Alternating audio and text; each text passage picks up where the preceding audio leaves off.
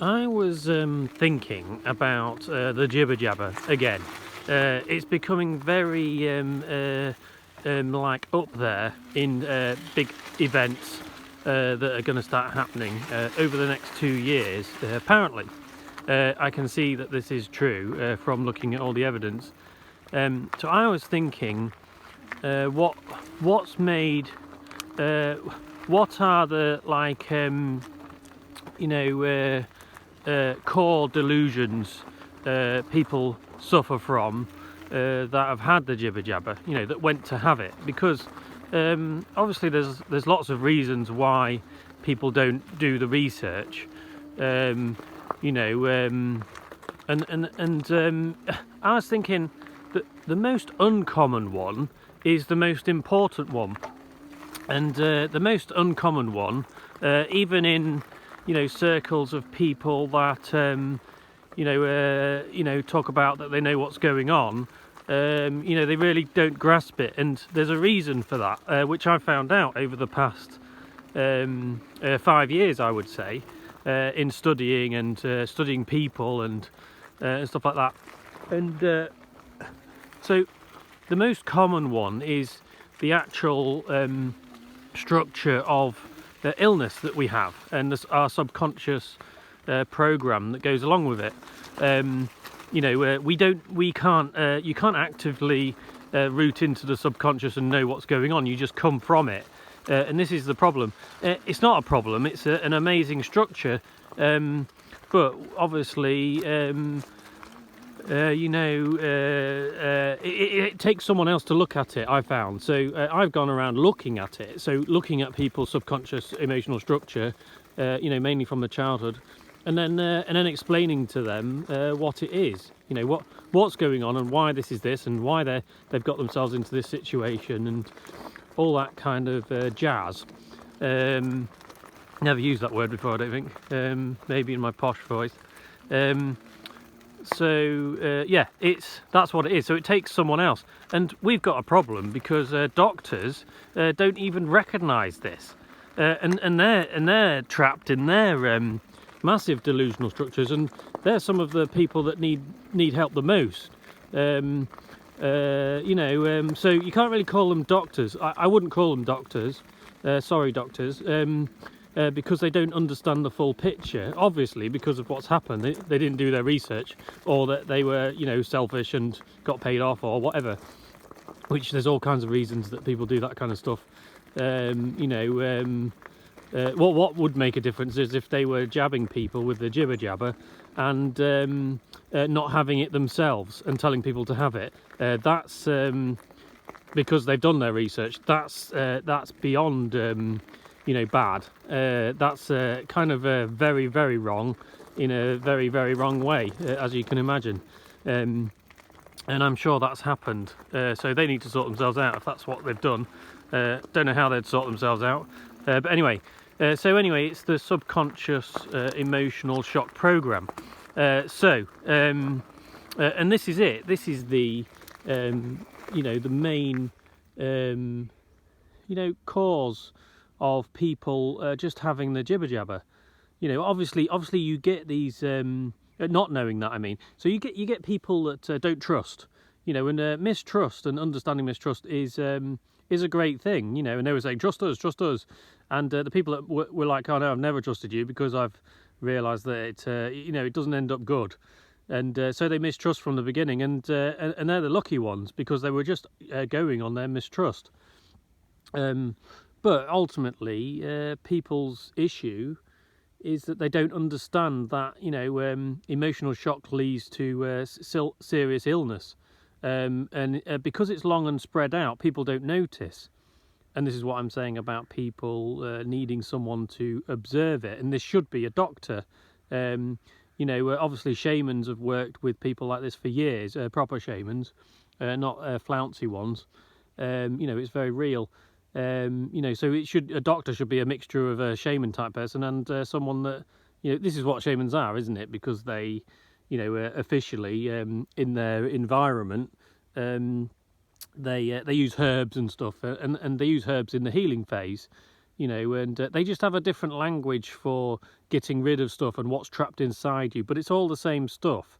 But it's all very, you know, time-consuming and serious, and people need to put a lot of effort into people, and that's the point. You know, we're getting further and further away from people putting effort in, and we're just focusing on the drugs to make things better, or you know, or worse, you know, or long-term addiction or whatever.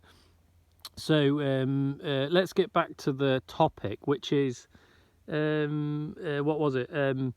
The reason why people have subconsciously had the jibber jabber, you know, because it's obviously done people harm long term. You know, I think they were saying 5 years. I do understand some of it, but I understand it in the way of emotional shock. And the issue becomes now, and this is a very, very serious issue, because people don't understand the emotional shock program. They're going to become more likely to get ill if they know they've taken something wrong. Okay, so if someone goes suddenly realizes that they've taken something that could harm them, kill them, or give them something, some kind of illness that they've read into, you know, because all kinds of people are going to be getting all kinds of different illnesses from this, and this is the idea. It's you know, then they're going to go into an emotional shock. And I think what's in the way of that now is whatever they put in it. So your subconscious program has changed. So it becomes difficult for people like me to work with someone like that. And obviously I will, and try and root it out. But it is down to the person to come up with the, you know, the concept of it. You've got to have a concept and change your way of mind towards away from this kind of bacteria type, virus type situation, and more into the emotional shock and cause situation, which is a big deal for some people. And I'll tell you how I've done it. And this is going to seem like fairyland bullshit to most people, probably, but I found out. So I have to say, I have to speak my truth. And at the end of the day, the truth is that while hanging out with lots of people with lots of different illnesses, just friends, you know, people, I'd go and see some, you know, emotionally support people and, you know, help people through, you know, whatever, if I can. And I studied and noticed and pinpointed the emotional shock and what needs to change. And while studying GNM, which is the doctor guy that, I can't remember his name now, the doctor guy that put all the emotional shock cause together. You know, he's filed it all, 20-something thousand people. So that really helps. You can then pinpoint it really fast and go, this is this. But the issue comes, and I think this is what's happened. The issue is that that situation has been broken. So say you've got some kind of cancer, and the emotional shocks from, you know, a partner leaving you or something, and you really need to get over that, but it means you've got to go somewhere else to work out that and watch out a program and then go through that to come to the conclusion that who gives a shit about this guy or woman. They're obviously a waste of time, and I'm going to get on with my life. And you really let go. You know, you let go, and then you can start to heal yourself again. I believe that this program, this natural biological program, has been interrupted. So it might go somewhere else. You know, so. You know, the thinking process of the person might go all skew-if, and they might just not have time because it's a nightmare anyway sometimes to deal with it. Some illnesses are a lot easier than others. Lung cancer being one of them. I mean, lung cancer's one of the most simple things to fix in people because it comes from the death fright, you know, death shock type situation. It's all in the GNM. You can read it, and some of it's really complicated and scientific, and then you can pick the emotional bits, and you really can. You don't have to be like mega clever. I mean, I'm like the most dyslexic person in the universe, I think. Maybe not, but maybe, which is a bonus, I think, for me. So anyway, I'm not going off on a tangent. This is all really relevant. So yeah, this is what's going on. I've just given you a few examples, I think. So basically, something's gone on with that, and people will become more distant, and lots of stuff, lots of stuff's going on. But it is important, if you have the jibber jabber, I'm sorry about that, and there is stuff you can do. You don't have to do nothing, but you do have to pull your finger out, because you're going to have to start studying, G&M really, and and really studying the people around you, so that if you go into emotional shock, you can cope with it really fast. Once you start talking with people about their illness and what's happened, you'll very quickly realise that it's directly linked. Say, and then you talk to people with the same illness. So say you talk to loads of people with lung cancer. This is obviously you don't normally get to talk to loads of people with lung cancer, although I have. It can be some kind of eczema is a good thing, or rashes on the legs, stuff like that, and whether it's on the inside and the outside of the legs. It's a really quick way of working stuff out. So on the inside of the legs, I'll use the legs as an example. So if you've got a rash on the inside of your legs, you're wanting to draw someone close to you, and it's quite an intimate area, towards the top of the leg. So it'll be someone, and there'll be some kind of situation, and that person has to admit that. They'd have to go, oh yeah, I'm struggling in the relationship I'm in, and the relationship before, I like that person more, or something like that. And or the relationship I'm in, they don't want to go near me, and I'm missing that kind of thing, or there can be all kinds of stuff, but it will be there. There will be there. So and that's the inside of the legs. So the outside of the legs obviously would be the opposite, which is pushing people away. So say it's on the the knee, or the front of the just below the knee, whatever that is. You would.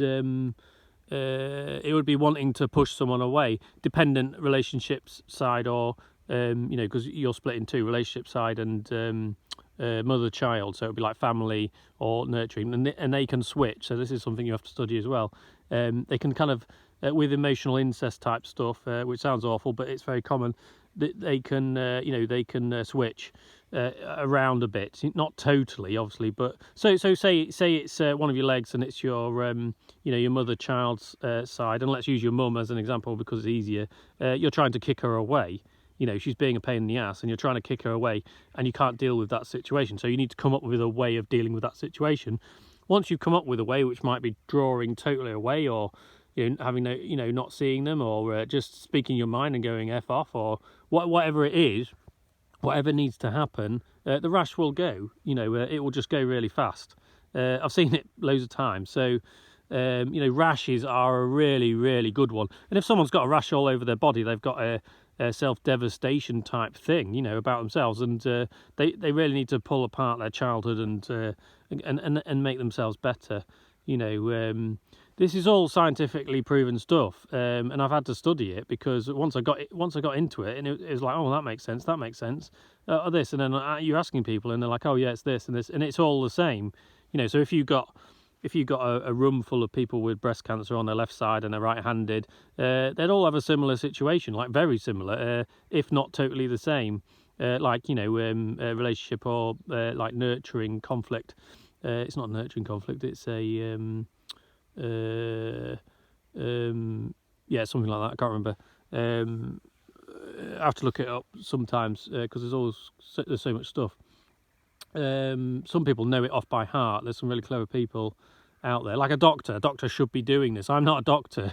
I have to keep looking into it, but it is fascinating. So this is the stuff that people need to be looking into to safeguard their emotional shock situation. So as soon as they go into it, they need to know that, right, I've had an emotional shock. I can feel that I'm in shock, and you need to minimise the effect of that, which is whatever illness. And this is where the Rona comes from.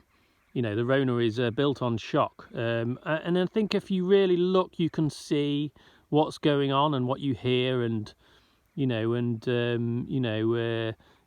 it's really interesting, because some people always go, oh, I never get ill, and they'll always be the type of people that really strive, really push, you know, they're pushers in their life, which means they have massive avoidance. And if you have massive avoidance, you can avoid your emotions, so you can avoid getting sick because you're avoiding that structure from happening. You're putting a brick wall there, and you know, lots of sports people are like that.